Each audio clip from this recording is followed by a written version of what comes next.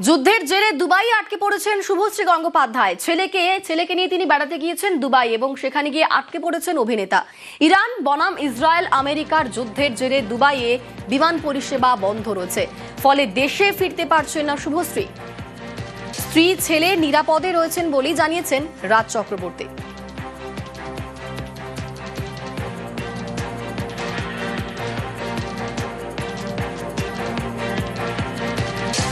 কালকে শুভশ্রী এবং ইভান গেছে দুবাইতে।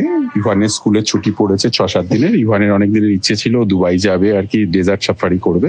অ্যান্ড কালকে যখন ওরা এয়ারপোর্টে নেমেছে, দুবাই এয়ারপোর্টে, তারপরেই ফ্লাইট গুলো সব ক্যান্সেল হয়ে যায় আর কি, মানে বন্ধ হয়ে যায়। অ্যান্ড তারপরে ওরা হোটেলে যায় এবং ধীরে ধীরে পরিস্থিতি আরো খারাপ হতে শুরু করে। বাট তারপরে ওখানকার গভর্নমেন্ট বলে যে কেউ বাড়ির বাইরে না বেরোনোই ভালো আর কি, সেফ থাকার জন্য। সো ওরা একটা পাম জুমেরার ওখানে একটা হোটেলে আছে, বাট সেফ আছে। আমার বন্ধু বান্ধব এবং তাদের পরিবারের লোকেরাও আছে, তারা টেক কেয়ার করছে, কোনো অসুবিধা নেই, চিন্তা নেই।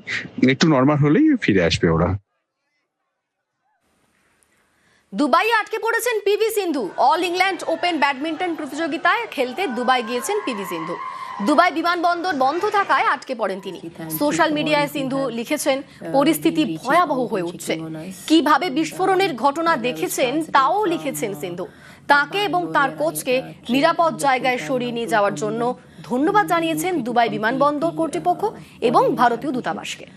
And once our flight landed in Dubai, events beyond our control began to unfold, and shortly after, the airspace also was shut down.